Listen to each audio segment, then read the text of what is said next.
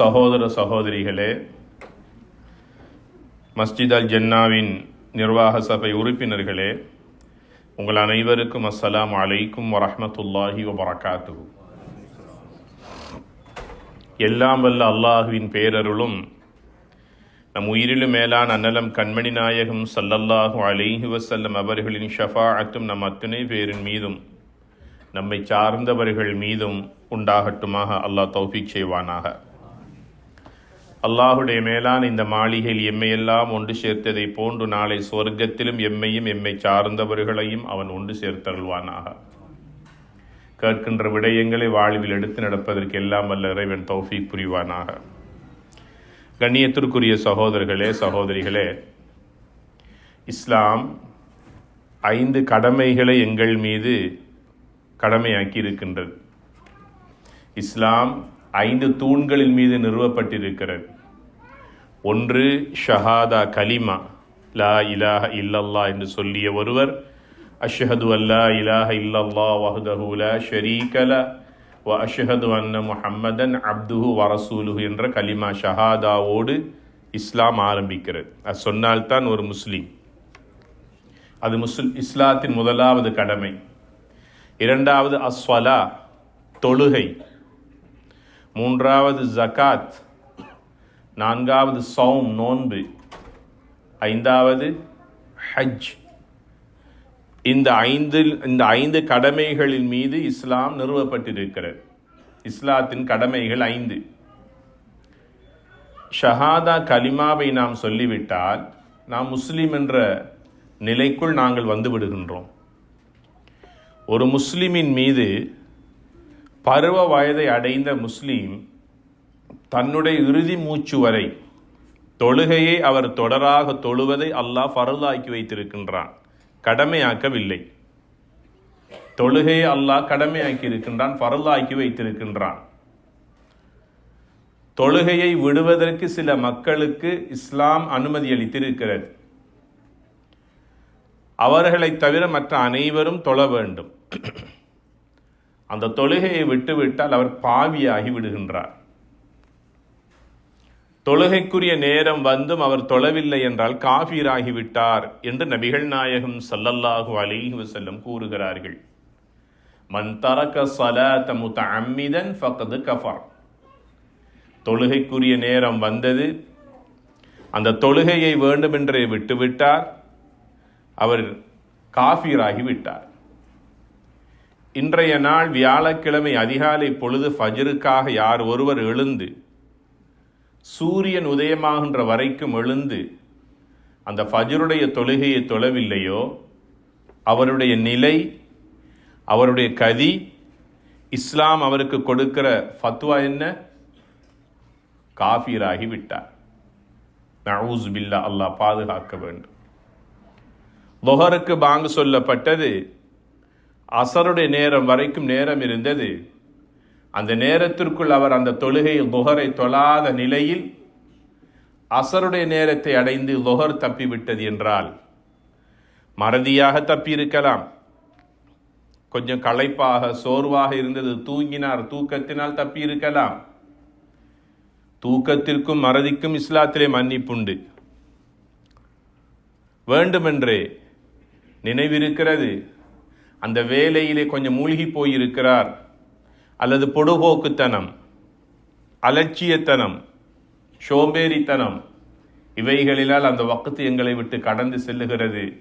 தொழுகை இல்லை, அந்த தொழுகை எங்களை விட்டு கடந்து விட்டால் நபிகள் நாயகம் ஸல்லல்லாஹு அலைஹி வஸல்லம் சொன்னார்கள், தொழுகையுடைய தொழுகை வேண்டுமென்றே அவரை விட்டு தப்பிவிட்டால் அவர் காஃபிராகி விட்டார்.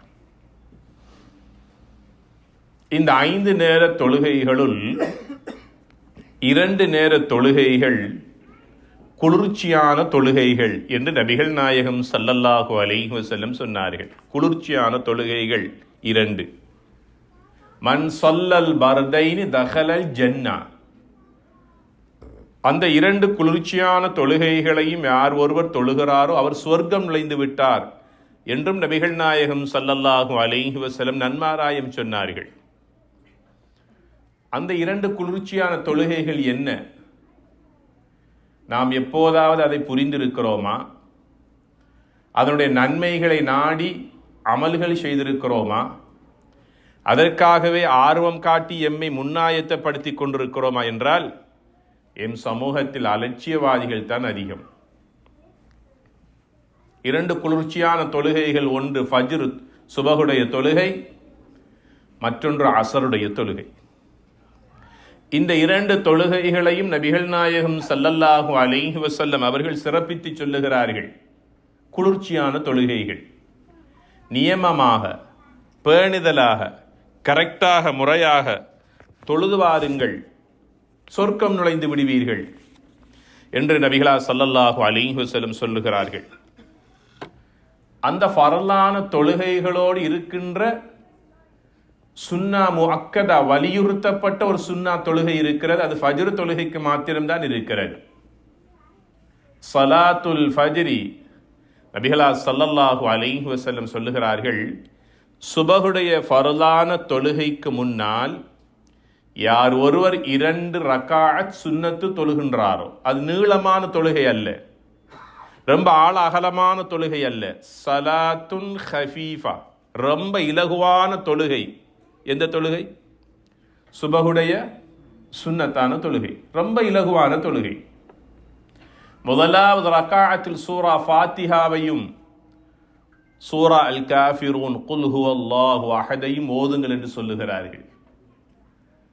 சுபஹினுடைய சுன்னத்தான தொழுகையில் 2வது ரக்காஅத்தில் சூரா ஃபாத்திஹாவையும் அல் இஹ்லாஸ் குல் ஹுவல்லாஹு அஹதையும் ஓதுங்கள் என்று சொல்லுகிறார். சுன்னா.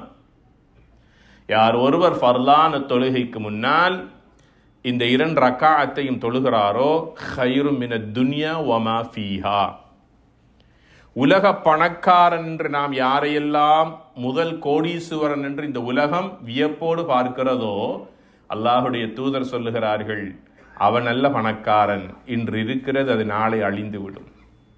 இன்று இருக்கிறது அவனுடைய கையில், கைமாறி இன்னொருவருடைய கையிலே சென்று விட்டால் இன்று முன்னாள் பணக்காரனாக அவன் ஆகிவிடுவான், இவன் இந்நாள் பணக்காரனாக இவன் மாறிவிடுவான். நிரந்தரம் இல்லாத சொத்து செல்வம் அது. நபிகள் நாயகம் ஸல்லல்லாஹு அலைஹி வஸல்லம் சொல்லுகிறார்கள், சுபஹினுடைய ஃபர்லான தொழுகைக்கு முன்னால் இலகுவான இந்த 2 ரக்காத்தை நீங்கள் தொழுது விட்டால் அன்றைய பணக்காரன் நீங்கள் தான் என்று சொன்னார்கள் நபிகள் நாயகம் ஸல்லல்லாஹு அலைஹி வஸல்லம். இந்த உலகத்தின் முதல் பணக்காரன் நீங்கள் தான் என்று சொல்லுகிறார்கள். முழு உலகமும் உங்களுடைய கையிலே கிடைப்பதை விடவும் மேலானது என்று சொன்னார்கள் ஸல்லல்லாஹு அலைஹி வஸல்லம் அவர்கள். ஃபஜ்ருடைய இந்த இலகுவான இந்த 2 ரக்காத் சுன்னத்து தொழுகைக்கே இந்த உலகத்தை விட நன்மைகள் அதிகம் என்று சொல்லிய நபிகளார் அவர்கள் அந்த சுபகுடைய தொழுகையை தொழுதால் எப்பேற்பட்ட நன்மை கிடைக்கும் என்று எங்களுடைய இந்த சின்ன சிந்தனைக்கு சிந்தித்து கூட பார்க்க முடியாது. அதனால சொன்னாங்க, எந்த நேரத்தில் எந்த வேளையில் எச்சந்தர்ப்பத்தில் இருந்தாலும் சுபகை தவற விட்டு விடாதீர்கள். உங்களுடைய அன்றைய நாளை தீர்மானிப்பது அந்த தொழுகை தான். இன்றைய நாள் எப்படி எனக்கு விடிய போகிறதோ, இன்றைய நாள் என்னெல்லாம் நடக்கப் போகிறதோ, இன்றைய நாள் நான் தொட்ட காரியமெல்லாம் எப்படியெல்லாம் அமையப் போகிறதோ, என் பிள்ளைகளுடைய இன்றைய நாள் எப்படி கழியப் போகிறதோ என்ற ஏக்கம், கவலை, பரிதவிப்பு எல்லோருக்கும் இருக்கிறது தானே? எல்லோருக்கும் இருக்கத்தான் செய்யும். ஏனென்றால் அது அந்த அக்கறை, அந்த கவனம். அதிகமாக அரட்டிக்கொள்ள தேவையில்லை. எதிர்காலத்தை நோக்கி தந்தால் வாழ வேண்டியது, இல்லை என்றால் அது வேறு ஒருவருக்குரியது. சுபஹினுடைய தொழுகை அன்றைய நாளை தீர்மானிக்கின்ற சக்தி அல்லாஹ் அந்த ஃபஜ்ரிலே வல்லா வைத்திருக்கின்றான். ஒரு சஹாபி நபிகள் நாயகம் ஸல்லல்லாஹு அலைஹி வஸல்லம் அவர்களிடத்தில் வந்து, நபியே நாயகமே, என்னுடைய மகன் வாலிபனாக இருக்கின்றான், அவன் சுபகு தொழாமல் படுத்துறங்குகின்றான். காலையிலே கண் விழிக்கிற போது சூரியன் உதயமாகி விடுகிறது. சூரியன் உதயத்திற்கு பிறகுதான் எழும்புகிறான். இவனுடைய கதி நிலைமை என்ன? ஃபத்வா கேட்டார் ஒரு தகப்பன் நபிகளாரிடத்திலே வந்து தன்னுடைய மகன் சுபகு தொழாத மகனை பற்றி கேட்டார். சுபகு தொழாத மகனை மகளை பற்றி கேட்டார். நபிகள் நாயகம் ஸல்லல்லாஹு அலைஹி வஸல்லம் சொன்னார்கள், சுபகு தொழாமல் படுத்துறங்கி சூரிய உதயத்திற்கு பிறகு எழக்கூடியவர்களுடைய 2 காதுகளிலும் ஷைத்தான் சிறுநீர் கழித்து விட்டான். அவன் ஷைத்தானுடைய கொடியை பிடித்து கொண்டு எழுந்து செல்லுகின்றான். அல்லாஹுடைய பாதுகாப்பிலிருந்து வெளியேறிவிட்டான். இதற்கு மேலாலும் இருக்கிறது இவ்வளவு போதும் என்று நான் நினைக்கிறேன். ஏண்டா நீங்க தொழுதா அது எனக்கு நன்மை, எனக்கு எந்த ஒன்றும் எனக்கு பயனில்லை. நீங்க தொழாட்டியும் எனக்கு வருத்தம் இல்லை, ஏன்னா அது உங்களுக்குரியது. நான் தொழாட்டி, நான் தொழாமல் படுத்துறங்கிக் கொண்டால் அதால் நான் தொழவில்லை என்பதற்காக உங்களுக்கு ஏதாவது பாதிப்பு ஏற்படுமா? எல்லா நேரமும் தொழுது 2 கால்களும் வீங்கி விட்டது என்றால் அதன் மூலமாக உங்களுக்கு ஏதாவது நன்மைகள் ஏற்படுமா? இல்லை. யார் எதை செய்கிறாரோ அது அவருக்குரியது மாத்திரம்தான். ஒரு தகப்பன் தாயினுடைய கவலை இப்படி இருக்க வேண்டும். என்னுடைய மகன் தொழுகிறான் இல்லை, என்னுடைய மகள் தொழுகிறாள் இல்லை, இவளுடைய நிலை என்ன? இந்த 3ஐயும் உங்களுக்கு நான் குறிப்பிட்டேன். ஒன்று, அல்லாஹுடைய பாதுகாப்பு அன்றைய நாளில் அவனுக்கு கிடைக்காது. 2வது, ஷைத்தானின் கொடியை தூக்கி கொண்டு அவன் வெளியே செல்லுகிறான். 3வது, எவ்வளவு குளித்து அழகான நல்ல ஆடைகளை அணிந்து நல்ல பர்ஃபியம் அடித்து அவன் நறுமணமாக எங்கள் கண் பார்வைக்கு முன்னால் ஜொலித்தாலும் அருஷுடைய ரஹ்மானுடைய பார்வையில் அவன் அசுத்தம் உள்ளவனாக, நஜீஸ் உள்ளவனாக, நாற்றம் வீசக்கூடியவனாக வெளியேறி செல்லுகிறான். அல்லாஹும்ம பாரிக் லி உம்மதி ஃபீ புகூரிஹா. அதிகாலை வேளையிலே கண் விழித்து தொழுது யார் ஒருவர் அன்றைய நாளை ஆரம்பிக்கிறாரோ, யா அல்லாஹ் அவருக்கு நீ பரக்கச் செய்வாயாக அதிகாலை பொழுதில் என்று துஆ செய்தார்கள் நபிகள் நாயகம் ஸல்லல்லாஹு அலைஹி வஸல்லம் அவர்கள்.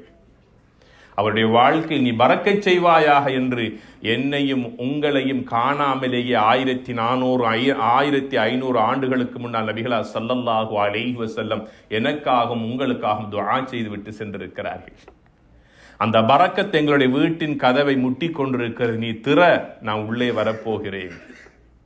அது எங்களுடைய கல்புக்குள்ளே வருவதற்கு எதிர்பார்க்கிறது, துடித்துக் கொண்டிருக்கிறது. நீ எழுந்து தொழு, உன்னுடைய உள்ளத்திலே நான் வந்து உட்காரப் போகிறேன். எங்களுடைய உள்ளத்திலும் எங்களுடைய இல்லத்திலும் அல்லாஹுடைய பரக்கத் வந்து விட்டால் எங்களால் யாராலும் எங்களை என்ன செய்ய முடியாது, ஒன்றும் செய்ய முடியாது. மன் ஸல்ல சுபஹ ஃபஹுவ ஃபீ ஸிம்மத்தில்லாஹ். அந்த தொழுகையை தொழுது விட்டீர்களா, உங்களுடைய தலைக்கு மேலால், காலுக்கு கீழால், வலப்பக்கம் இடப்பக்கம் உங்களை சூழ எந்த ஆபத்தும் உங்களை நெருங்க முடியாது என்று சொல்லுகிறார்கள் நபிகள் நாயகம் ஸல்லல்லாஹு அலைஹி வஸல்லம் அவர்கள். மனிதர்களுடைய ஆபத்தாக இருக்கலாம், மிருகங்களுடைய ஆபத்தாக இருக்கலாம், வீசுகின்ற காற்றிலே சுமந்து வரப்படுகின்ற நச்சு காற்றுக்களை நாம் சுவாசிப்பதன் மூலமாக ஏற்படுகின்ற பேராபத்துக்களாக இருக்கலாம், தொற்று நோயாக இருக்கலாம், வைரஸ் போன்றவைகளினால் பரவக்கூடிய ஆபத்துக்களாக இருக்கலாம். என்ன ஆபத்துக்களின் மூலமாக இந்த மக்கள் எல்லாம் அவஸ்தைப்பட்டு கஷ்டப்பட்டு துன்பப்பட்டு கொண்டிருக்கிறார்களோ, ஃபஹுவ ஃபீ ஸிம்மத்தில்லாஹ், அனைத்திலிருந்தும் பாதுகாப்பது அல்லாஹுடைய பொறுப்பு.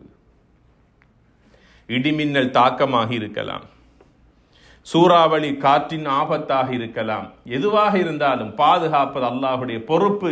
நீ உன் கடமையை செய், பாதுகாப்பது அவருடைய உரிமை என்று அல்லாஹுடைய தூதர் சொல்லுகிறார்கள். குளிர்ச்சியான தொழுகையிலே முதல் நிலையிலே இருப்பது ஃபஜ்ருடைய தொழுகை.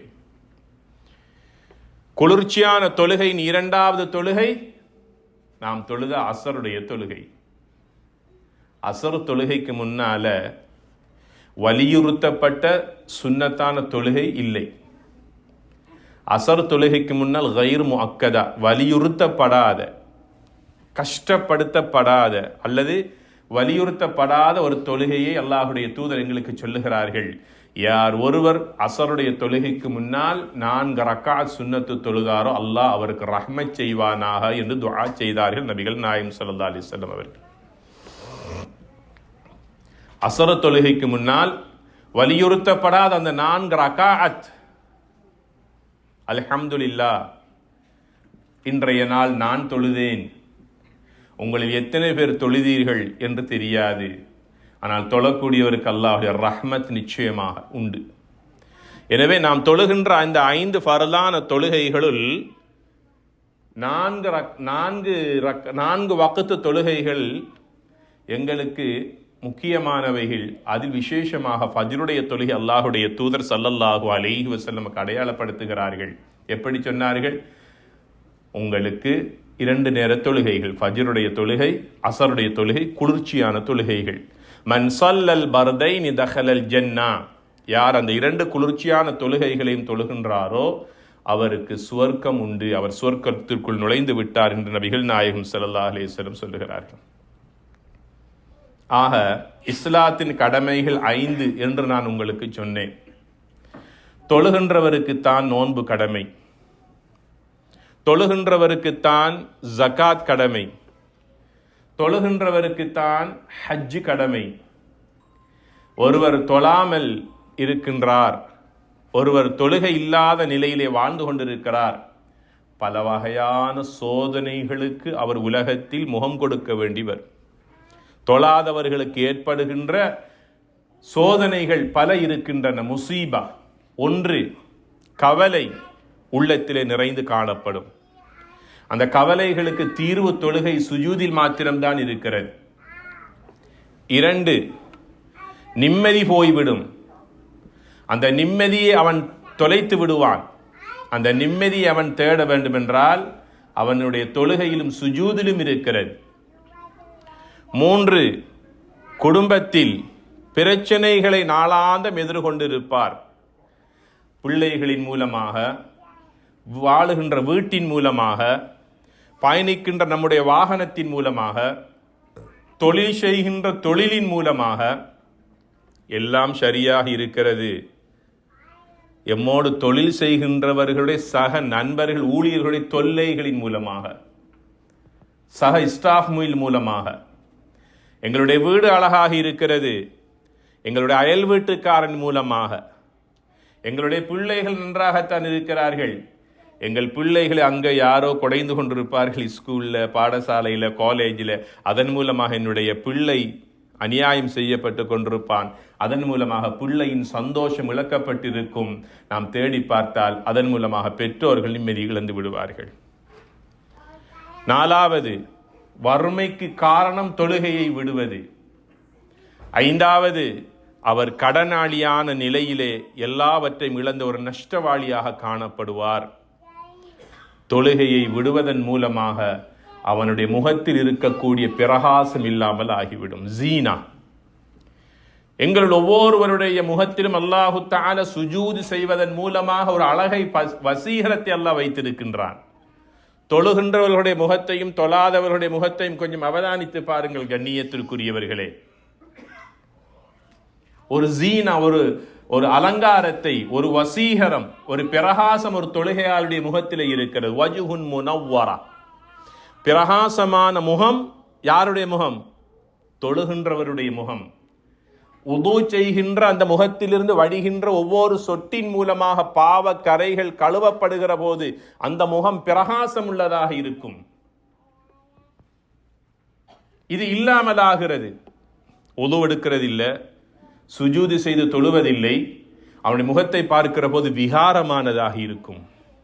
தொடர்ந்து பார்த்து கொண்டே இருப்பதற்கு மனம் வராது. சில முகங்களை பார்த்தால் பார்த்து கொண்டே இருக்க வேண்டும் போல் மனம் தோணும்.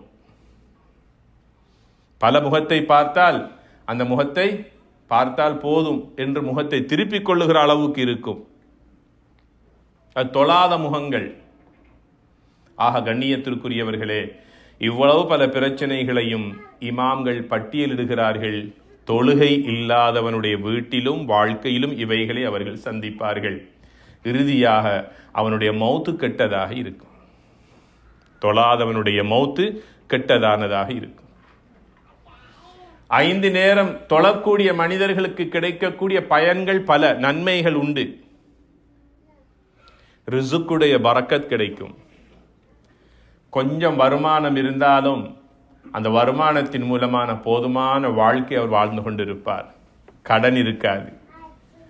நோய்க்கு அலைந்து திரிய வேண்டிய, மருந்தெடுக்க வேண்டிய நிலை வராது. வீட்டில் ஒரு அமைதி ஏற்படும். உள்ளத்தில் ஒரு சக்கீனா, மன அமைதி இருக்கும். டென்ஷன், பதட்டம், ஸ்ட்ரெஸ் இருக்காது, அழுத்தங்கள் இருக்காது. முகத்தில் நூர், பிரகாசம் இருக்கும். எந்த காரியத்துக்கு எந்த இடத்துக்கு சென்றாலும் அல்லாஹு தஆலா இலகுவான முறையில் அந்த காரியங்களை எங்களுக்கு நிறைவேற்றி தருவான். அது அல்லாஹ்விடத்திலிருந்து வருகின்ற பேருதவியாகும். தேவைக்கு கையேந்தினால் அல்லாஹ் கபூல் செய்வான். தேவைக்கு துஆ செய்தால் எங்களுடைய துஆ கபூல் செய்யப்படும், அல்லாஹ்விடத்தில் ஏற்றுக்கொள்ளப்படும். அடிக்கடி உது செய்து முகத்தை கழுவுறதுனால முகம் பிரகாசம் உள்ளதாக இருக்கும். முகத்தில் இருக்கக்கூடிய அழுக்குகள், பாவ கரைகள் நீங்கிவிடும். உது செய்கிற போது, முகத்தை கழுவுகிற போது கண்களால் செய்த பாவங்கள் அனைத்தும் தண்ணீர் எப்படி முகத்திலிருந்து சொட்டு சொட்டாக கரைந்து ஓடுகிறதோ அதே போல கண்களால் செய்த பாவங்கள் அனைத்தும் கரைந்து ஓடிவிடும் என்று சொல்லுகிறார்கள் நபிகள் நாயகம் ஸல்லல்லாஹு அலைஹி வஸல்லம் அவர்கள். உது செய்துவிட்டு தொழுகைக்காக நடந்து வைக்கின்ற ஒவ்வொரு எட்டுக்கும் 10 பாவங்கள் மன்னிக்கப்படும் என்று சொல்லுகிறார்கள் நபிகள் நாயகம் ஸல்லல்லாஹு அலைஹி வஸல்லம் அவர்கள். இதை நீங்கள் மஸ்ஜிதிலே தொழுதால் அல்லாஹ்வுடைய ரஹ்மத்துடைய மலக்குகளுடைய துஆ உங்களுக்கு கிடைக்கும். 11 அமல்கள் இருக்கின்றன. அந்த 11 அமல்களில் ஒன்று, அந்த 11 அமல்களுக்குரிய சவாப் என்ன தெரியுமா? சுன்னத்தான ஹஜ், சுன்னத்தான உம்ரா செய்த நன்மைகள் கிடைக்கும். அதில் ஒன்று ஃபர்லான தொழுகையொன்றை தொழுவதற்காக யார் ஒருவர் வீட்டிலேயே உதுவெடுத்து கொண்டு அல்லாஹுடைய மாளிகை ஒன்றுக்கு சென்று அங்கே கடமையான ஃபர்லான தொழுகையை தொழுகின்றாரோ, அவர் தொழுது அந்த முஸல்லாவிலிருந்து எழுந்து செல்லுகிற போது ஒரு ஹஜ்ஜினுடைய ஒரு உம்ராவுடைய சவாபை பெற்றுக்கொண்டே பாவங்கள் மன்னிக்கப்பட்ட நிலையிலே செல்கிறார் என்று சொன்னார்கள் நபிகள் நாயகம் ஸல்லல்லாஹு அலைஹி வஸல்லம் அவர்கள். எனவே இவைகளெல்லாம் தொழுகின்ற மக்களுக்கு கிடைக்கின்ற பாக்கியங்கள். இறுதியாக அல்லாஹ் கொடுப்பது கலிமாவோடு மரணிக்கின்ற பாக்கியம். மனிதர்களுடைய அன்பை, மஹப்பத்தை பெற்றுக் கொள்ளுகிறார். 5 நேரம் பள்ளிக்குள் வருகிற போது, செல்லுகிற போது நாங்கள் அடிக்கடி அவரை பார்க்கின்றோம், நலம் விசாரிக்கிறோம். 1 நாள் 2 நாள் பள்ளிக்கு வரவில்லை என்றால் அவரை பற்றி விசாரிக்கிறோம், அவருடைய விடயத்தில் அக்கறை காட்டுகிறோம், அவருக்காக துஆ செய்கிறோம். பல பேருடைய துஆவின் மூலமாக அவர் ஆரோக்கியம் பெற்று அவசரமாக வீட்டுக்கு திரும்பி அடுத்த நாள் பள்ளிக்கே வந்து விடுகிறார். சில வேளைகளில் அவர் மரணித்து போனாலும் கூட அந்த தொழுகைக்காக ஜனாசா தொழுகையிலே கலந்து கொள்ளக்கூடிய அநேகமான முஸ்லீம்களை, முஃமின்களை அவர் பெற்றுக்கொண்டு செல்லுகின்றார். நபிகள் நாயகம் ஸல்லல்லாஹு அலைஹி வஸல்லம் சொன்னார்கள், அல்லாஹ்வை ஷிர்க் இணை வைக்காத ஒரு 50 பேர் ஒரு ஜனாசா தொழுகையிலே கலந்து கொண்டு அல்லாஹும்ம இக்ஃபிர் லஹு, அல்லாஹும்ம ரஹம்ஹு, யா அல்லாஹ் இவருடைய பாவங்களை மன்னிப்பாயாக, இவருக்கு ரஹ்மத் செய்வாயாக என்று ஒருவருக்காக ஜனாசா தொழுகையிலே அல்லாஹ்வை ஷிர்க் வைக்காத குறைந்தது ஒரு 50 பேர் ஜனாசா தொழுகையிலே தொழுது மக்ஃபிரத்தை வேண்டினால் அவருடைய பாவங்கள் அனைத்தும் மன்னிக்கப்படும் என்று சொன்னார்கள் நபிகள் நாயகம் ஸல்லல்லாஹு அலைஹி வஸல்லம் அவர்கள். இந்த பாக்கியம் எல்லாம் எதனால் கிடைக்கிறது? நல்ல மௌத்து, நல்ல ஜனாசா, நல்ல ஜனாசாவுக்காக துஆ கேட்கக்கூடிய பாக்கியம் யாருக்கு கிடைக்கிறது? அல்லாஹுவை தொழுது சுஜூது செய்து அமல் செய்து பள்ளியோடு இருக்கின்ற மக்களோடு நல்ல உறவை பேணி யாருடைய உள்ளத்தையும் புண்படுத்தாமல் காணுகிற போது ஒரு சலாம், அதுக்கு மேல நேரம் இருந்தால் கொஞ்சம் கேட்கக்கூடிய சந்தர்ப்பம் இருந்தால் சோமா இருக்கிறீங்களான்னு ஒரு வார்த்தை, எங்களை விட வசதி வாய்ப்பு குறைந்தவர்களாக இருந்தால் ஏதோ கையில கிடைக்கக்கூடிய ஒன்றை ஒரு சதக்கா நாம் கொடுத்து விட்டு செல்லுகிறோம். நாம் கொடுத்த அந்த சதக்காவின் மூலமாக அவர் வீட்டுக்கு சென்று வீட்டில் உள்ளவர்களுக்கு ஒரு உணவு கவளத்தை வாயில் எடுத்து வைக்கிறார். அந்த பிள்ளைகள் அந்த உணவை உட்கொள்ளுகிறார்கள். அதில் ஒரு பிள்ளை குர்ஆன் ஓதக்கூடியதாக இருக்கும், இன்னொரு பிள்ளை ஹிஃப்ல் அல் குர்ஆனை மனனம் செய்யக்கூடிய பிள்ளையாக இருக்கும். கல்விக்காக பாடசாலைக்கு இவர் கொடுத்த உணவை எடுத்துக்கொண்டு செல்லக்கூடியதாக இருக்கும். வீட்டில் உள்ளவர்கள் தொழக்கூடியவர்களாக இருப்பார்கள். இத்தனைக்கும் அவர் உணவளித்து அந்த அமலை செய்வதற்கான நன்மை, இவர் கொடுத்த சதக்காவுடைய நன்மை பெற்றுக் கொடுக்கும். கண்ணியத்திற்குரிய சகோதர சகோதரிகளே, நாளாந்த வாழ்க்கையில் நாம் பின்பற்ற வேண்டிய இஸ்லாமிய கடமைகளில் மிக பிரதானமானது தொழுகை. இந்த தொழுகை தான் ஒரு முஸ்லிமுக்கும் ஒரு காஃபிருக்கும் இடையிலே வேறுபாடு, வித்தியாசமாகும். பெயர்கள் அல்ல, நாங்கள் அணிந்திருக்கின்ற இந்த அழகான ஆடைகளும் அல்ல, அவைகளெல்லாம் ஒரு முஸ்லிமுக்கான வெளிப்படை அடையாளங்கள்.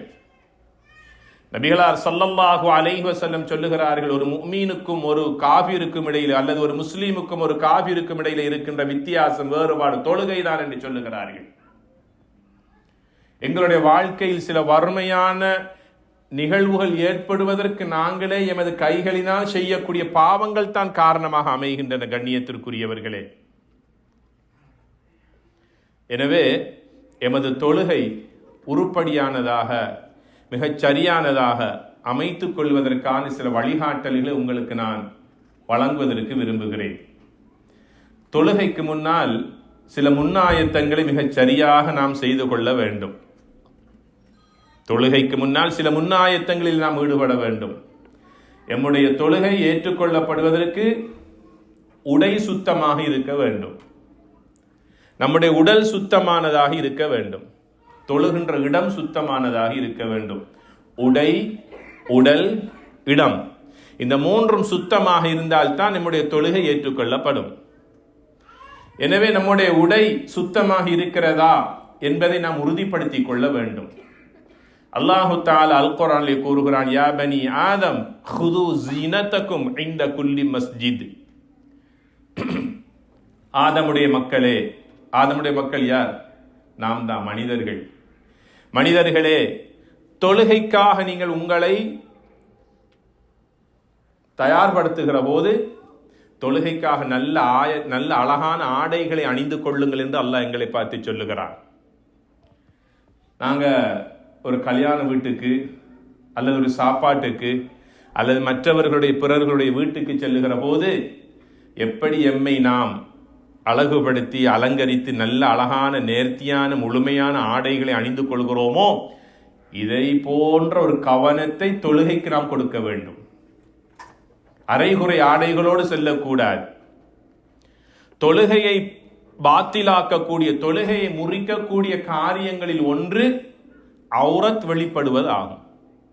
அவுரத் என்றால் என்ன? கட்டாயம் மறைக்க வேண்டிய பகுதி. ஆணுக்கு இந்த தொப்புளிலிருந்து முழங்கால் வரைக்கும் கட்டாயம் மறைக்க வேண்டிய பகுதி. ஒரு பெண்ணுடைய மறைக்க வேண்டிய பகுதி இந்த முகத்தையும் இந்த மணிக்கட்டையும் தவிர மற்ற எல்லாமே மறைக்கப்பட வேண்டும், தலைமுடி உட்பட. கால் சாக்ஸ் போட்டு இருக்க வேண்டும். அந்த காலுடைய சாக்ஸ்ல கூட கிழிந்ததாகவோ இடைவெளி உள்ளதாகவோ அந்த சாக்ஸ் இருக்கக்கூடாது. பாருங்கள், ஒரு பெண்ணினுடைய ஔரத் எங்கே மறைக்கப்பட வேண்டும்? முகத்தையும் 2 மணிக்கட்டுகளையும் தவிர. தொழுகையிலே அவள் முழுமையானவளாக நிற்க வேண்டும். ஆணை பொறுத்தவரையில் அவனுடைய இந்த இடுப்பு பகுதியிலிருந்து இந்த முட்டுக்கால் வரை அவனுடைய முழுமையான ஆடைகள் மறைக்கப்பட வேண்டும். சுஜூதுக்கு செல்லுகிற போது, ருக்கூவுக்கு செல்லுகிற போது சஃபிலே நாம் பல காட்சிகளை பார்க்கிறோம். முன்னால் உள்ளவர்களுடைய உள்ளாடைகளுடைய நிறங்களை கூட அருவருப்பாக பார்த்து முகத்தை திருப்பிக் கொள்ளக்கூடிய அளவுக்கான காட்சிகளை நாளாந்தம் பார்க்கிறோமா இல்லையா? இவருடைய தொழுகையுடைய நிலை என்ன? தொழுகைக்கு இவர்கள் காட்டுகின்ற அக்கறை எவ்வளவு? எனவே அல்லாஹ் குர்ஆனிலே கட்டளையிடுகிறான், தொழுகைக்காக செல்லுவதாக இருந்தால் உங்களுடைய ஆடைகளை நீங்கள் அழகான அலங்காரமான நேர்த்தியான முழுமையான ஆடைகளை அணிந்து கொண்டு பள்ளிக்கு செல்லுங்கள். ஒரு நாள் நபிகள் நாயகம் ஸல்லல்லாஹு அலைஹி வஸல்லம் அவர்களுக்கு ஒரு அன்சாரி பெண்மணி ஒரு சிவப்பு நிறத்திலான ஒரு நல்ல அழகான ஆடையை அன்பளிப்பு செய்தார். அந்த மேல் ஆடையை நபிகளா ஸல்லல்லாஹு அலைஹி வஸல்லம் அணிந்து கொண்டு தொழுகைக்காக வந்தார்கள். தொழுது கொண்டிருக்கும் போது அவர்களுடைய பார்வை இப்படி நின்று சுஜூதை பார்த்து கொண்டிருக்கிற போது அவர்களுடைய ஆடையின் மீது அவருடைய பார்வை பட்டு விட்டது. கொஞ்ச நேரம் பார்த்து விட்டார்கள். கவனம் திசை திருப்பப்பட்டு விட்டது. ஆடையின் நிறம், அலங்காரம், அழகு.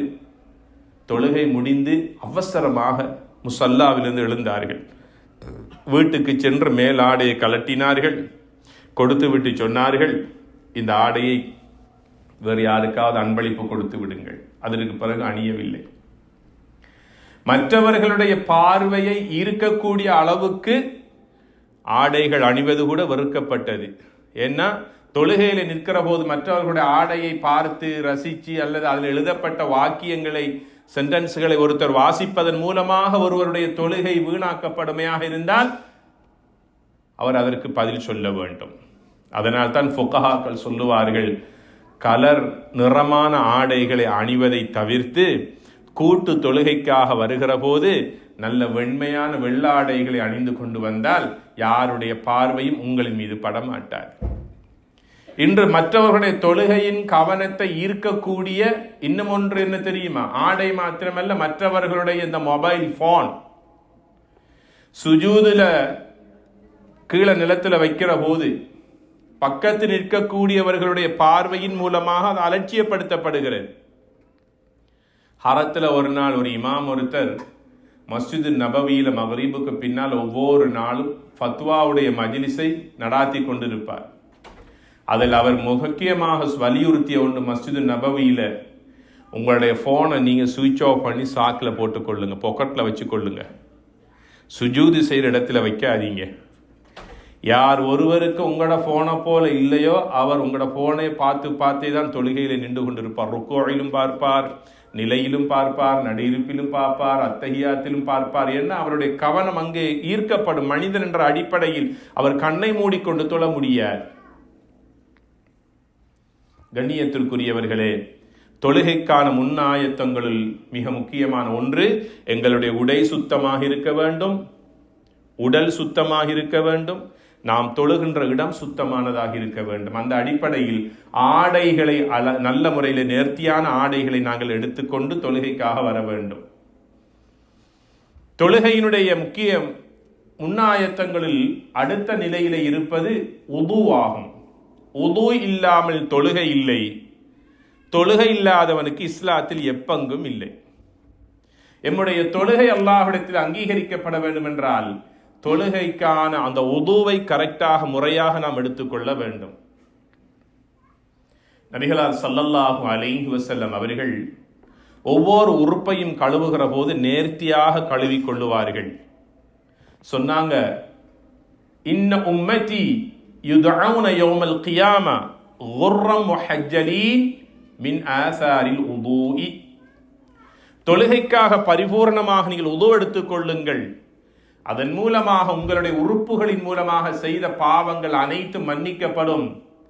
நாளை மறுமை நாளில் நீங்கள் பிரகாசமான நிலையில் உதுவெடுத்த உறுப்புகள் அனைத்தும் பிரகாசமாக இலங்கக்கூடிய நிலையிலே, மின்னக்கூடிய நிலையிலே நீங்கள் அல்லாஹ்வின் முன்னால் கொண்டு வந்து நிறுத்தப்படுவீர்கள் என்று நபிகள் நாயகம் ஸல்லல்லாஹு அலைஹி வஸல்லம் சொல்லிவிட்டு சொன்னார்கள், வயலுன் லில் அகாப். கால்களை கழுவுகிற போது கரண்டை கால்களை சரியாக முறையாக கழுவி கொள்ளுங்கள். யார் ஒருவர் கால் கழுவுகிற போது கரண்டை காலை ஒழுங்காக கணுக்காலை கழுவவில்லையோ அவனுக்கு நாசம் உண்டாகட்டும் என்று சொன்னாங்க ஸல்லல்லாஹு அலைஹி வஸல்லம் அவர்கள். எனவே உது செய்கிற போது நம்முடைய உதுவினுடைய அமல்களை நாம் சரியாக புரிந்து செய்து கொள்ள வேண்டும். அந்த உதுவிலே தான் எங்களுடைய தொழுகையுடைய நிலை இருந்து கொண்டிருக்கிறது. நபி ஸல்லல்லாஹு அலைஹி வஸல்லம் அவர்கள் உது செய்வதற்கு முன்னால் சில சுன்னத்தான அமல்களை எடுத்து வாழ்ந்திருக்கிறார்கள். பொதுவாக எங்களுடைய அமல் ஒன்றை செய்கிற போது நாங்கள் பரிபூர்ணமாக செய்ய வேண்டும், நன்மையை அறிந்து செய்ய வேண்டும். அந்த வகையில் உதுவுடைய சுன்னத்துக்களில் மிக முக்கியமானது தான் கிபிலாவை முன்னோக்கி உது செய்ய முயற்சிக்க வேண்டும். கிபிலாவை முன்னோக்கி 3 அமல்களை நாம் செய்ய வேண்டும். ஒன்று, உது செய்ய வேண்டும். இரண்டாவது, குர்ஆன் ஓத வேண்டும் கிபிலாவை முன்னோக்கி. 3, துஆ கேட்கிற போது கிபிலாவை முன்னோக்கி துஆ கேட்க வேண்டும். இவைகள் எல்லாம் சுன்னத்தான கிபிலாவை முன்னோக்க வேண்டிய சந்தர்ப்பங்கள். எனவே உது செய்கிற போது கிபிலாவை முன்னோக்கி உது செய்வதற்கான வசதி இருக்குமையாக இருந்தால் அந்த கிபிலாவை முன்னோக்கி உது செய்வதற்காக அந்த முயற்சியை நாம் எடுக்க வேண்டும். எந்த இடத்திலேயாவது அதற்கான வசதி இல்லை என்றால் இருக்கிற பக்கத்தில் நாம் உது எடுத்துக் கொள்ளலாம். இரண்டாவது, பிஸ்மில்லா சொல்லி உதுவை ஆரம்பிக்க வேண்டும். மூன்றாவது, வாய்க்கு தண்ணீர் செலுத்தி பற்களை மிஸ்வாக்கு செய்து அல்லது விரல்களினால் நாங்கள் பற்களை தூய்மையாக்கி கொண்டு வாயை கொப்பளிக்க வேண்டும். 4வது, தண்ணீர் கொஞ்சம் எடுத்து மூக்கை சிந்திக்கொண்டு சீறிக்கொள்ள வேண்டும். அடுத்ததாக ஃபர்லான நீயத்தை மனதிலே வைத்துக் கொள்ள வேண்டும். ஃபர்லின் போது அல்லாஹ்வுக்காக உது செய்கிறேன், உதுவுடைய ஃபர்லுடைய நீயத்தை சுன்னாவிலும் நினைத்து பார்க்க வேண்டும். முகத்தை கழுவுகிற போது முழுமையாக முகத்தை கழுவிக்கொண்டோம். ஒவ்வொரு உறுப்பையும் 3 தடவைகள் கழுவிக்கொள்ள வேண்டும். 4வது தடவை கழுவது மக்ரூ, வெறுக்கப்பட்டதாகும். எனவே ஒரு தடவை கழுவுவது ஃபர்த், 2ஆம் 3ஆம் தடவைகள் கழுவது சுன்னா. 3 தடவைகள் ஒவ்வொரு உறுப்பையும் கழுவிக்கொள்ள வேண்டும். இடதை விட வலதை முற்படுத்தி கழுவ வேண்டும். முதலாவது வலதை கழுவ வேண்டும். தலைமுடியை மசுகு செய்கிற போது தண்ணீரினால் வெறுமனை நாங்கள் இப்படி ஒரு சொட்டு கொஞ்சம் தலையில முன்னுக்கு வச்சிட்டாலும் ஃபர்லு சேரும். ஆனால் சுன்னா, நபி ஸல்லல்லாஹு அலைஹி வஸல்லம் அவர்கள் தண்ணீரை கையிலே தடவி இப்படி முழு தலைமுடியையும் இப்படியே தடவி இருக்கிறார்கள்.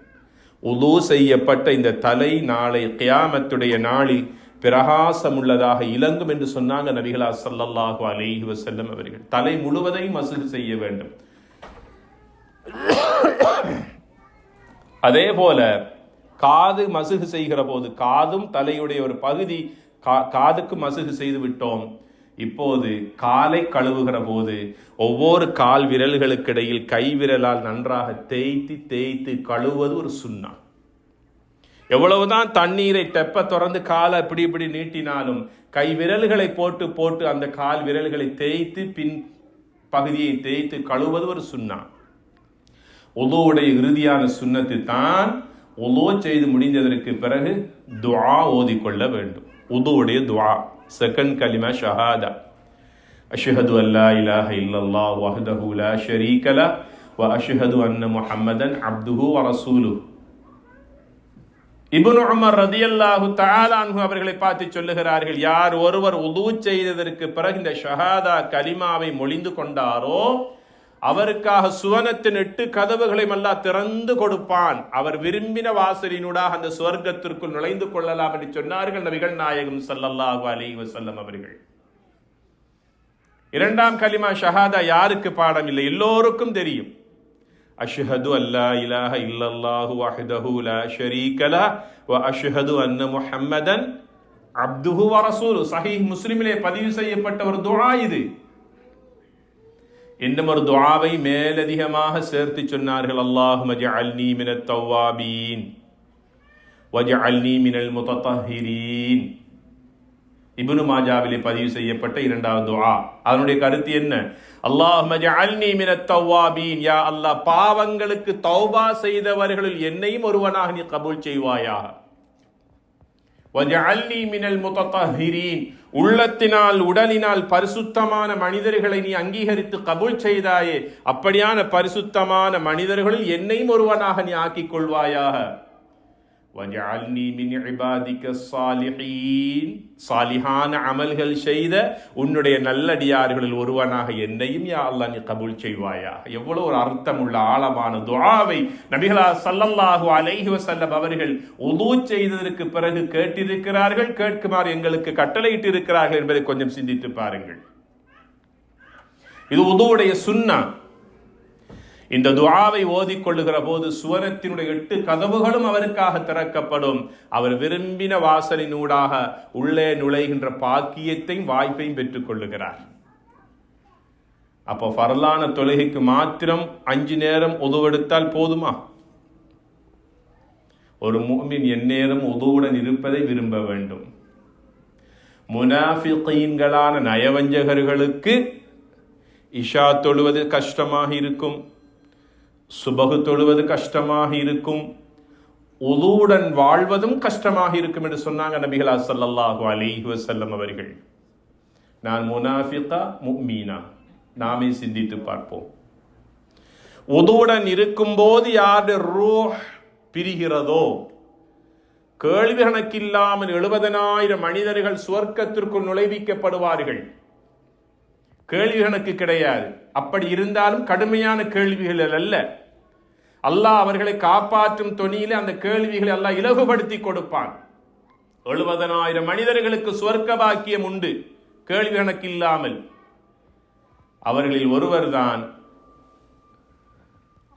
ஒருவர்தான் உதுவுடன் மரணிக்கக்கூடிய ஒருவர். அப்ப எங்களுக்கு தெரியுமா எப்போது எங்களுடைய ரூஹு போகும்னு? ஒழுங்கா குளிச்சு நல்லா உடுத்து நல்லா அழகா ஆடையோட இருந்து உதுவோட இருந்து அமல் செஞ்சு கொண்டிருக்கும் போது மறைக்கப்பட்ட ஒன்று எப்போது வரும், எங்கு வரும் என்பது யாருக்கும் தெரியாது.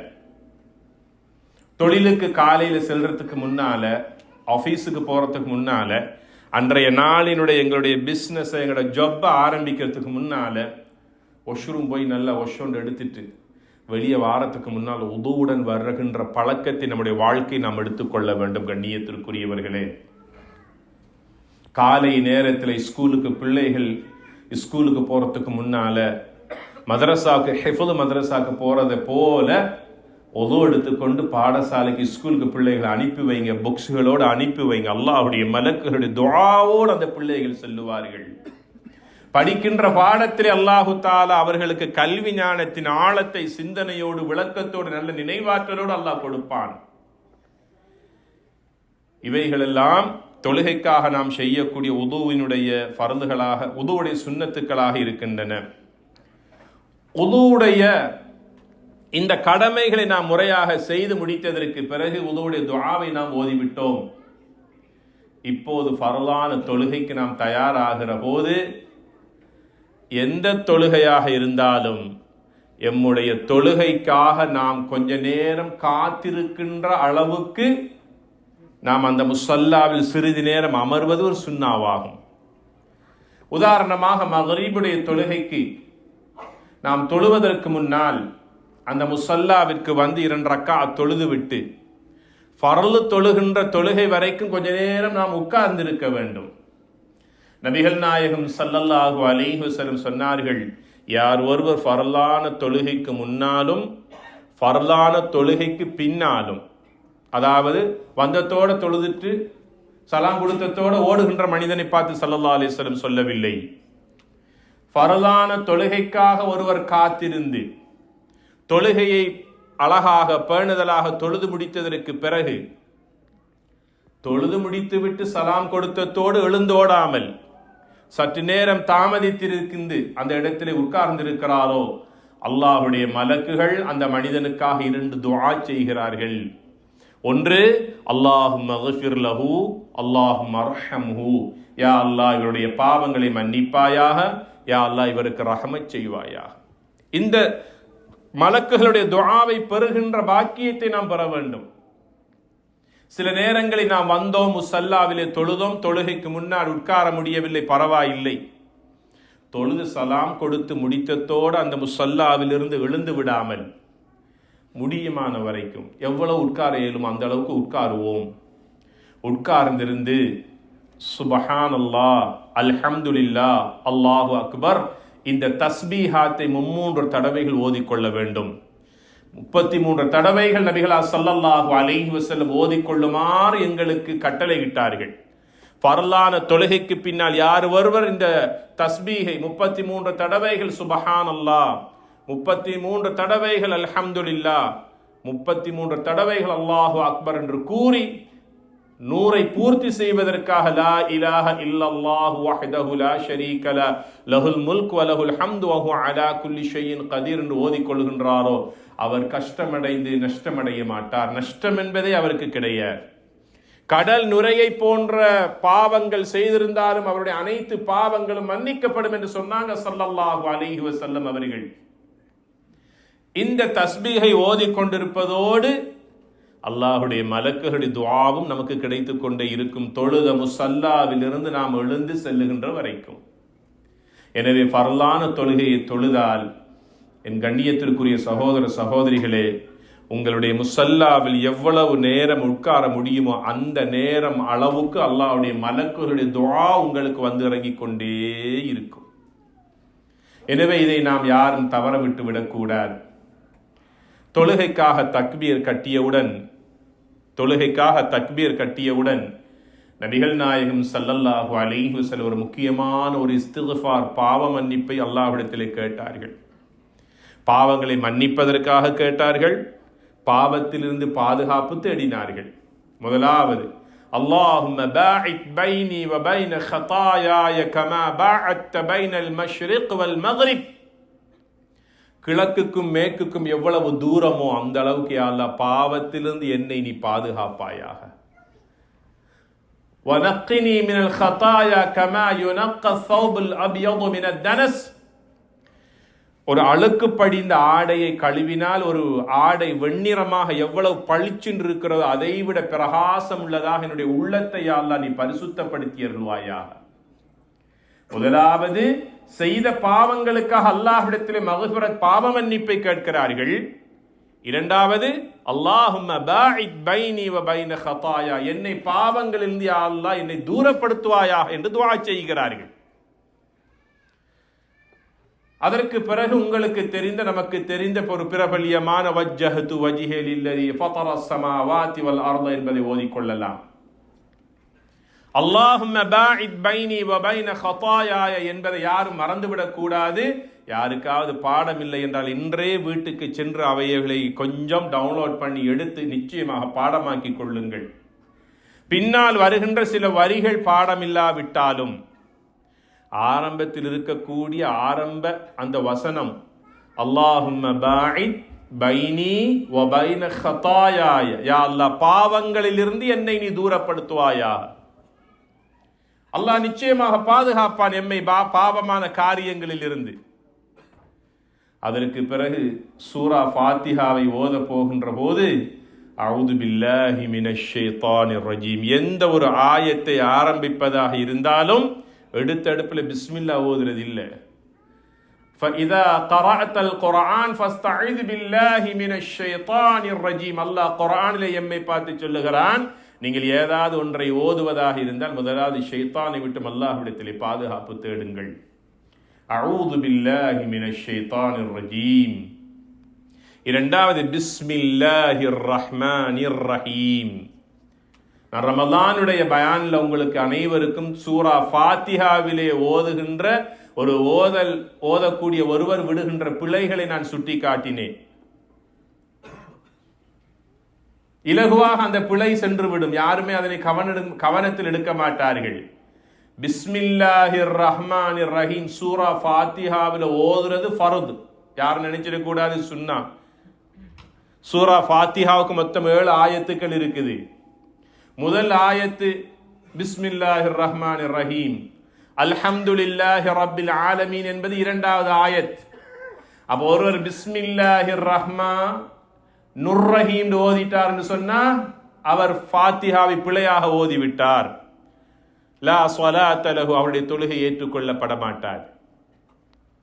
நான் அடிக்கடி எல்லா இடங்களிலும் நினைவுபடுத்துகின்ற ஒரு ஹதீஸ், நபிமொழி, யார் ஒருவர் தொழுகையில் பேணுதலாக ஓதவில்லையோ, யார் ஒருவருடைய ருக்கு சுஜூத் ஒழுங்காக அமையவில்லையோ, யார் ஒருவருடைய அத்தஹியாத் ஒழுங்காக இல்லையோ, அவருடைய தொழுகையுடைய நிலை என்ன? அல்லாஹு தஆலா முகத்திலே தூக்கி எறிந்து விடுவான். எதை போல கசக்கி மூலையில வீசக்கூடிய ஒரு அழுக்கு படிந்த புடவை நாம் வீசுவதை போல அவருடைய முகத்தில் எல்லாம் தூக்கி எறிந்து விடுவான். அவருடைய தலைக்கு மேல் கூட உயர்த்தப்பட மாட்டாது என்று சொன்னார்கள் நபிகளார் ஸல்லல்லாஹு அலைஹி வஸல்லம் அவர்கள். அதான் நான் அன்றைக்கு கூட அந்த ஒர்க் ஷாப்ல கூட சொன்ன 7 வயதுல இருந்து 10 வயது வரைக்கும் பிள்ளைகளுக்கு தொழுகையை பற்றி கற்றுக் கொடுக்கக்கூடிய ஒரு ட்ரைனிங் பீரியட், அது பயிற்சி அளிக்கக்கூடிய ஒரு பருவ காலம். உங்களோட பிள்ளைகளுக்கு அதை சொல்லிக் கொடுங்கள். தொழுகையில் ஓத வேண்டிய ஓதல்களை கரெக்டாக முறையாக பாடமாக்கி இருக்கிறார்களா என்பதை கொஞ்சம் பார்த்து கொள்ளுங்கள். ருக்குல சுஜூதுல நடுஇருப்பில் அத்தஹியாத்துல ஓதுகின்ற ஓதல்கள் என்னுடைய பிள்ளைக்கு பாடமா என்பதை கொஞ்சம் உறுதிப்படுத்திக் கொள்ளுங்கள். கண்ணியத்திற்குரியவர்களே, எனக்கு தெரியாதவைகள் என்னுடைய பிள்ளைக்கும் அப்படியே வந்துடுமா என்ற சந்தேகமோ பயமோ வந்தால் அதுக்கு யாரும் பொறுப்பல்ல, நாம் தான் நம்முடைய பிள்ளைகளுக்கு பொறுப்பு. எம்முடைய பிள்ளைகள் அல்லாஹு தஆலா நம்முடைய கைகளிலே தந்திருக்கிற ஒரு அமானா. நாளை கியாமத்தில் நம்முடைய பிள்ளைகள் பற்றி நாளை கியாமத்தில் நிச்சயமாக சத்தியமாக பிள்ளைகளை பெற்ற பெற்றோர்களுக்கு அல்லாஹ்விடத்தில் கேள்வி இருக்கிறது. அவர்களுக்கு குழந்தையை கொடுக்கவில்லை, நான் உனக்கு தந்தேன், எப்படி வளர்த்தாய், அவனை ஆளாக்கினாய். பிள்ளைகளுடைய விடயத்தில் அலட்சியமாக இருக்காதீர்கள், கவனீனமாக பொடுபோக்காக இருக்காதீர்கள். பிள்ளைகளை நல்வழிப்படுத்தி அவர்களுக்காக துஆ செய்வதோடு மட்டுமல்ல, பிள்ளைகள் நல்லா வரணும், நல்லா வாழணும் என்று எல்லோருக்கும் ஆசை, ஆர்வம் இருக்கிறது. அதற்காகத்தான் இந்த விருப்பு வெறுப்புகள், கஷ்டங்கள், துன்பங்கள் பாராமல் பிள்ளைகளுக்காக இவ்வளவு கஷ்டங்களோடு நாம் வாழ்ந்து கொண்டிருக்கிறோம். எம்மையே நாம் அர்ப்பணித்துக் கொண்டிருக்கிறோம்.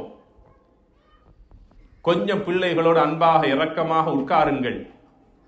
உங்களுடைய சண்டித்தனத்தை, உங்களுடைய கோபத்தை, ஆவேசத்தை அந்த பிள்ளைகளிடத்தில் நீங்க பாய்ந்து காட்டி விடாதீர்கள். இரக்கமாக பழகுங்கள். எப்போதும் இப்படித்தான் இந்த வாப்பா அவரை ஏசிக்கொண்டே இருப்பார். உம்மா எப்போதுமே எனக்கு பார்த்து என்ன கத்திக்கொண்டே இருப்பாங்க. எவ்வளவு நான் பாடமாக்கினாலும், எவ்வளவு ஓதினாலும், எவ்வளவு பாடசாலைக்கு போனாலும் வந்தாலும்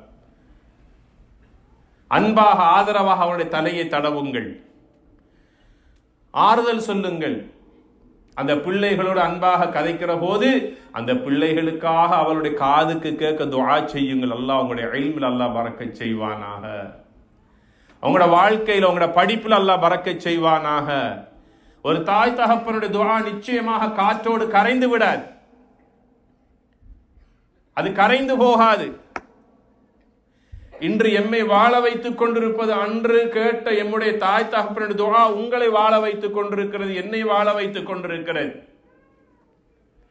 அன்றொரு நாள் எம்முடைய பெற்றோர்கள், என்றோ ஒரு நாள் எம்முடைய பிள்ளைகள் நன்றாக வாழ வேண்டும், வளர வேண்டும். யா அல்லாஹ் என்னுடைய பிள்ளைகளுக்கு நீ ரஹ்மத் செய்து பரக்கத் செய்வாயாக. உள்ளத்தால் கேட்ட துஆ எம்மை இன்று வாழ வைத்துக் கொண்டிருக்கிறது. நம்முடைய பிள்ளைகளுக்கு உள்ளத்தால் இப்படி துஆ செய்ய வேண்டும். என்ற பிள்ளைகளுக்கு யா அல்லாஹ் ரஹ்மத் செய்ய அல்லாஹ். சில பிள்ளைகள் படிப்பாங்க, பாடமாக்குவாங்க. அது குர்ஆன் பாடமாக இருக்கலாம், ஹதீஸாக இருக்கலாம், ஸ்கூல் பாடமாக இருக்கலாம். எக்ஸாமுக்கு மிட் நைட் 1 மணி 2 மணி வரைக்கும் பாடமாக்குவாங்க. காலையில் கொஞ்சம் எழுந்தத்தோட கொஞ்சம் மறந்து போயிடுவாங்க. கவலையா இருக்கும். பெற்றோராக நாம் இருந்து அந்த இடத்துல அவங்களோட தலையில கையை வச்சு ஒன்றும் கவலைப்படாதீங்க, அல்லாஹ் உங்களுக்கு ரஹ்மத் செய்வான். இப்னு அப்பாஸ் ரலியல்லாஹு தஆலா அன்ஹு அவர்களுக்கு நபிகள் ஸல்லல்லாஹு அலைஹி வஸல்லம் துஆ செய்தாங்க, அல்லாஹும்ம அல்லிம்ஹுல் கிதாப வல் ஹிக்மா. அழகான ஒரு துஆ. அல்லாஹும்ம அல்லிம்ஹுல் கிதாப வல் ஹிக்மா. யா அல்லாஹ் இந்த பிள்ளைக்கு ஹிக்மா, கல்வி ஞானத்தை, அறிவை நிரப்பமாக கொடுப்பாயாக. வல் கிதாப், பரிசுத்தமான அல் குர்ஆனையும் அதனுடைய இல்மையும் நிரப்பமாக விளக்கத்தோடு கொடுப்பாயாக. இப்னு அப்பாஸ் ரலியல்லாஹு அன்ஹு அவர்களுக்கு 10 வயது சிறுவனாக இருக்கிற போது நபிகளார் அவர்கள் துஆ செய்தார்கள். அந்த இப்னு அப்பாஸ் ரலியல்லாஹு தஆலா அன்ஹு அவர்களை போன்ற கல்வி ஞானம் உள்ளவர்கள் இதுவரைக்கும் பிறந்து இந்த உலகத்தில் வாழ்ந்திருக்கிறார்களா? அவர்களுடைய அல் குர்ஆனுடைய விரிவுரைக்கு மாற்று கருத்து சொல்லக்கூடியவர்கள் இதுவரைக்கும் யாரும் இந்த உலகத்திலே தோன்றியது கிடையாது. ஆழமான கருத்துள்ளவர்கள். இதா ஜாஅ நஸ்ருல்லாஹி வல் ஃபத்ஹ் என்ற சூரா நபிகள் நாயகம் ஸல்லல்லாஹு அலைஹி வஸல்லம் அவர்கள் ஹஜ்ஜை முடித்து மினாவுடைய மைதானத்திலே தக்பீர் சொல்லிக் கொண்டிருக்கிற போது இந்த இதா ஜாஅ நஸ்ருல்லாஹி வல் ஃபத்ஹ் என்ற சூரா இறங்குகிறது. சஹாபாக்கள் ஆங்காங்கே தக்பீர் சொல்லி பெருநாள் தக்பீரில் சந்தோஷமாக இருக்கிறார்கள். நபிகள் நாயகம் ஸல்லல்லாஹு அலைஹி வஸல்லம் அவர்களுக்கு இந்த இதாஜா இறங்கியவுடன் உள்ளத்திலும் முகத்திலும் இருந்த சந்தோஷம் எல்லாம் போய்விட்டது. வெள்ள முகம் நபிகளாருடைய முகம், இந்த நெற்றியெல்லாம் அப்படியே சிவக்க ஆரம்பித்தது. முத்துக்களை போல வியர்வை துளிகள் படிய ஆரம்பித்தது. முகம் சிவந்து கொண்டிருக்கிறது. நபிகளார் அவர்கள் அளப்பார்க்கிறார்கள். அபூபக்கர் ரலியல்லாஹு அன்ஹு நபிகளாருடைய இந்த முகமாற்றத்தை கண்டு ஓடோடி வருகிறார்கள். நபியே நாயகமே, என்ன முகமெல்லாம் வேற்று போயிருக்கிறது, நெற்றியெல்லாம் வியர்வை துளிகள், முகம் சிவப்பாகி இருக்கிறது, என்ன காரணம்? அபூபக்கரே, வஹி இறங்கி இருக்கிறது. என்ன ஆயத்? இதா ஜாஅ நஸ்ருல்லாஹி வல் ஃபத்ஹ் வரஅய்த الناس يدخلون في دين الله أفواجا فسبح بحمد ربك واستغفره إنه كان توابا. என்று சொல்லிய போது அபூபக்கர் ரலியல்லாஹு அன்ஹு அவர்களுக்கு அதனுடைய கருத்தாளம் புரியவில்லை. அந்த நேரத்தில் நபிகளார் ஸல்லல்லாஹு அலைஹி வஸல்லம் அவர்கள் அந்த இப்னு அப்பாஸ் ரலியல்லாஹு அன்ஹு அவர்களை அழைத்து சொன்னார்கள், இந்த ஆயத்துடைய விளக்கத்தை சஹாபாக்களுக்கு சொல்லுங்கள். அந்த இப்னு அப்பாஸ் ரலியல்லாஹு அன்ஹு சொன்னார்கள், என் அருமை தோழர்களே, எமது நபி எம் உயிரிலும் மேலான நபிகள் நாயகம் ஸல்லல்லாஹு அலைஹி வஸல்லம் அவர்கள் அல்லாஹ்வின் பக்கமாக செல்ல போகிறார்கள். மௌத் நெருங்கிக் கொண்டிருக்கிறது. அதனால் அல்லாஹ் நபியை பார்த்து சொன்னான், யா நபி முஹம்மது நபியே, ஃபஸப்பிஹ் பிஹம்தி ரப்பிக், அல்லாஹ் அதிகமாக சுப்ஹானல்லாஹ் சுப்ஹானல்லாஹ் என்று தஸ்பீஹ் செய்யுங்கள். வஸ்தக்ஃபிரு, அல்லாஹ்விடத்தில் அஸ்தக்ஃபிருல்லாஹ் என்று தௌபா செய்யுங்கள் என்று அல்லாஹ் கட்டளையிட்டு இருக்கிறான். நபிகளார் ஸல்லல்லாஹு அலைஹி வஸல்லம் அவர்கள் எம்மோடு வாழ்ந்த காலம் அதிகம், வாழப்போகின்ற காலம் சொற்பமான காலம். நபிகளாருடைய மௌத்துடைய அறிவிப்பை அல்லாஹ் இந்த உம்மத்தினருக்கு அறிவித்து விட்டான். அபூபக்கர் சித்தீக் ரலியல்லாஹு அன்ஹு அவர்கள் நபிகளாரை கட்டி அணைத்து அழ ஆரம்பிக்கிறார்கள். நபியே நாயகமே, நீங்கள் எங்களை விட்டு செல்ல போகிறீர்களா? நீங்கள் இல்லாத இந்த சமூகத்தை நாங்கள் எப்படி வழிநடாத்த போகிறோம்? நீங்கள் இல்லாத இந்த மதீனத்துடைய வாழ்க்கையில எம்மால் எவ்வாறு வாழ முடியும்? இப்னு அப்பாஸ் சொல்லுவது உண்மையா? கேட்டபோது நபிகளார் ஸல்லல்லாஹு அலைஹி வஸல்லம் சொன்னார்கள், ஆமா, அல்லாஹின் பக்கமாக செல்ல போகிறேன். இந்த ஆயத்து இறங்கி 2.5 மாதங்கள் தான் நபிகளார் ஸல்லல்லாஹு அலைஹி வஸல்லம் ஹயாத்தோடு வாழ்ந்தார்கள். அந்த அளவுக்கு கல்வி ஞானம் பெற்றவர்கள் இப்னு அப்பாஸ் ரலியல்லாஹு அன்ஹு. எதனால்? நபிகளாருடைய துஆ, அல்லாஹும்ம அல்லிம்ஹுல் கிதாப வல் ஹிக்மா, அல்லாஹும்ம அல்லிம்ஹுல் கிதாப வல் ஹிக்மா. ஒவ்வொரு நாள் காலையில சுபஹ தொழுதுட்டு பிள்ளைகளுடைய படிப்புக்காக ஓதலுக்காக முதலாவது தாய் தகப்பன் முஸல்லாவில் தொழுதுட்டு அவங்களை ஸ்கூலுக்கு கிளாஸுக்கு மதரசாவுக்கு அனுப்புறதுக்கு முன்னால் இந்த துஆவை ஓதி தலையை தடவி அவர்களை வழி அனுப்பி வைக்க வேண்டும்.